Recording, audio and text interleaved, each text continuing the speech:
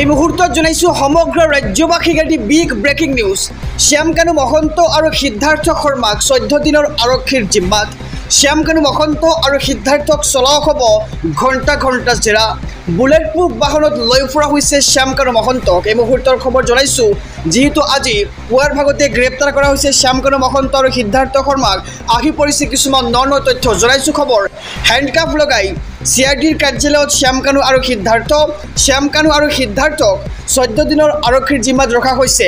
মুখ্য ন্যায়িক দণ্ডাধীশে দিয়ে 14 দিনৰ জিম্মাত আৰু CJMৰ বাসগৃহৰ পাছতেই CIDৰ কাৰ্যালয়ত হাজিৰ শ্যামকানু মহন্ত আৰু সিদ্ধাৰ্থ শৰ্মা।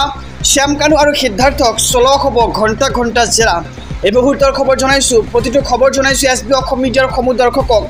জেৰাত বহু নতুন তথ্য ফাদিল হোৱাৰ সম্ভাৱনা। বুলেট প্ৰুফ বাহনত লৈ ফুৰা হৈছে শ্যামকানু মহন্তক আৰু সিদ্ধাৰ্থ শৰ্মাক। গুৰগাঁৱৰ পৰা গ্ৰেপ্তাৰ মেনেজাৰ সিদ্ধাৰ্থ আৰু দিল্লীত গ্ৰেপ্তাৰ শ্যামকানু মহন্ত।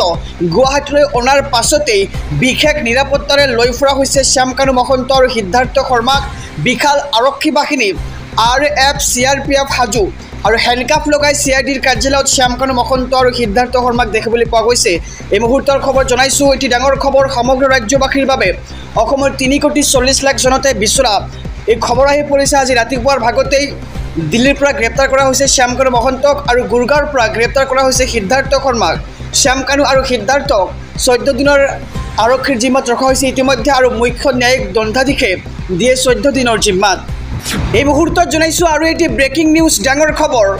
শ্যামকানু মহন্ত আৰু সিদ্ধাৰ্থ শৰ্মা গ্ৰেপ্তাৰৰ পিছতেই গৰিমা শইকীয়া গাৰ্গৰ বৃহৎ প্ৰতিক্ৰিয়া আহি পৰিছে।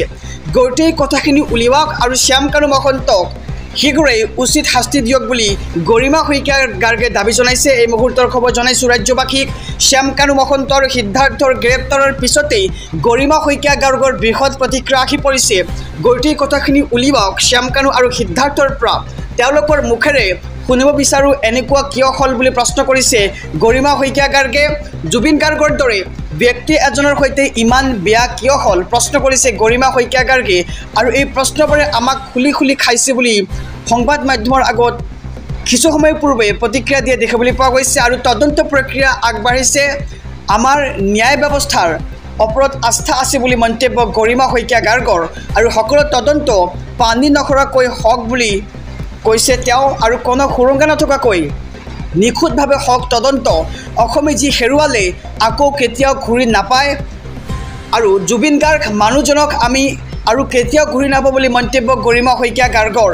জুবিন গাৰ্গৰ কোনো ক্ষতিপূৰণ নাই মন্তব্য গৰিমা শইকীয়া গাৰ্গৰ। জনাইছো খবৰ, বিগ ব্ৰেকিং নিউজ সমগ্ৰ ৰাজ্যবাসীৰ বাবে।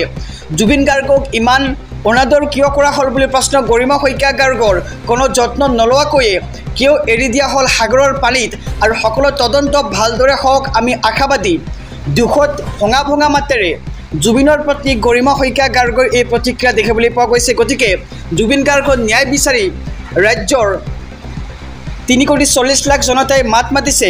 আৰু আজি দিনৰ ভাগতে অৰ্থাৎ ৰাতিপুৱাৰ ভাগতে গ্ৰেপ্তাৰ কৰা হৈছে শ্যামকানু মহন্ত আৰু সিদ্ধাৰ্থ শৰ্মাক।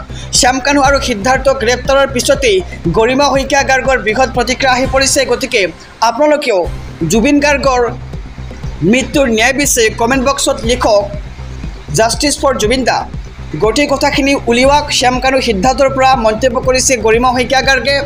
তেওঁলোকৰ মুখেৰে শুনিব বিচাৰোঁ, এনেকুৱা কিয় হ'ল প্ৰশ্ন কৰিছে গৰিমা শইকীয়া গাৰ্গে। আৰু জুবিন গাৰ্গৰ দৰে ব্যক্তি এজনৰ সৈতে ইমান বেয়া কিয় হ'ল এই প্ৰশ্নবোৰ আমাক খুলি খাইছে বুলি মন্তব্য গৰিমা শইকীয়া গাৰ্গৰ। আৰু তদন্ত প্ৰক্ৰিয়া আগবাঢ়িছে। আমাৰ ন্যায় ব্যৱস্থাৰ ওপৰত আস্থা আছে। আৰু অসমে যি হেৰুৱালে আকৌ কেতিয়াও ঘূৰি নাহে বুলি মন্তব্য গৰিমা শইকীয়া গাৰ্গৰ।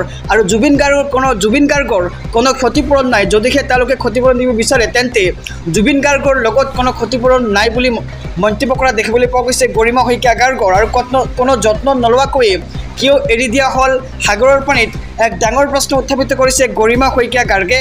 আৰু সকলো তদন্ত ভালদৰে হওক বুলি আমি আশাবাদী।